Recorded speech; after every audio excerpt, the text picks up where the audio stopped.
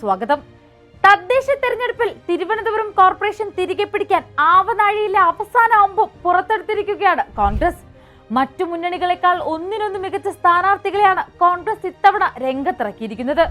അതുകൊണ്ട് തന്നെ കടുത്ത മത്സരമാകും ഇത്തവണ നടക്കാൻ പോകുന്നതെന്നതിൽ തർക്കമില്ല. ഇക്കൂട്ടത്തിൽ പഴയ മിത്രങ്ങൾ പരസ്പരം പോരിനിറങ്ങിയിരിക്കുന്നതിന്റെ ആവേശ പോരാട്ടത്തിന് സാക്ഷ്യം വഹിക്കാൻ പോകുന്ന നഗരസഭയിലെ ഒരു വാർഡാണ് തമ്പാനൂർ. മുൻ കൗൺസിലർമാരുടെ പോരാട്ടമാണ് തമ്പാനൂർ വാർഡിൽ നടക്കാൻ പോകുന്നത്. തുടർച്ചയായി മത്സരിക്കുന്നതിന്റെ പോരാട്ട വീര്യത്തിലാണ് മൂവരും. എന്നാൽ ഇതിൽ കോൺഗ്രസിന്റെ സ്ഥാനാർത്ഥി ചില്ലറക്കാരനല്ല. DCC സെക്രട്ടറിയും ബ്ലോക്ക് പ്രസിഡന്റുമായ R. ഹരികുമാറാണ് ഇത്തവണ തമ്പാനൂർ വാർഡ് തിരികെ പിടിക്കാൻ കോൺഗ്രസിനായി തെരഞ്ഞെടുപ്പ് ഗോതയിൽ ഇറങ്ങിയിരിക്കുന്നത്. സാമുദായിക സാംസ്കാരിക രംഗത്തെ സജീവ സാന്നിധ്യം, അനുഭവ സമ്പത്തുള്ള പൊതുപ്രവർത്തകൻ എന്നീ നിലകളിൽ തിളങ്ങിയ കോൺഗ്രസ് സ്ഥാനാർത്ഥി R. ഹരികുമാറിനെ കുറിച്ചാണ് ഇന്ന് നമ്മൾ ഗ്രാമപ്പോരിൽ സംസാരിക്കാൻ പോകുന്നത്.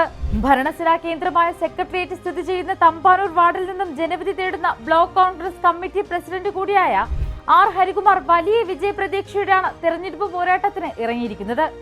അടുത്തിടെ കോൺഗ്രസിൽ നിന്ന് BJPയിലെത്തി സംസ്ഥാന സമിതി അംഗമായ തമ്പാനൂർ സതീഷ്, LDF സ്ഥാനാർത്ഥിയായ CPI Thampanoor local committee secretary advocate MV Jayalakshmi എന്നിവരെയാണ് R. ഹരികുമാർ നേരിടാൻ പോകുന്നത്.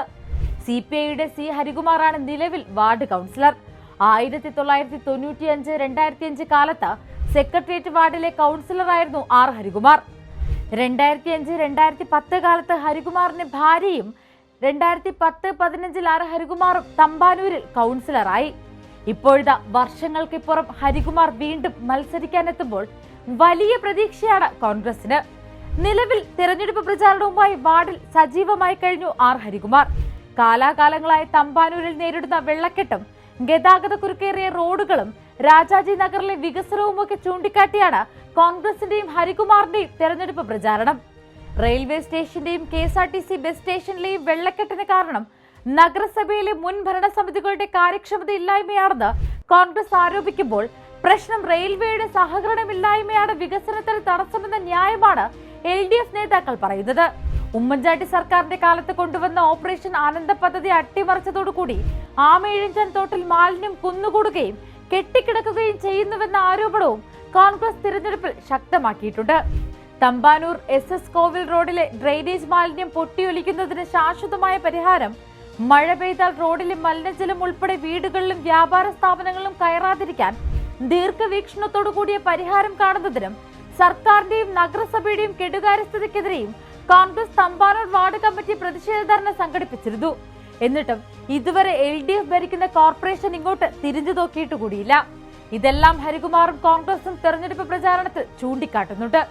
തമ്പാനൂരിൽ മഴ പെയ്തപ്പോഴുള്ള അവസ്ഥ വാർത്തകളിൽ എപ്പോഴും ഇടം നേടാറുണ്ട്.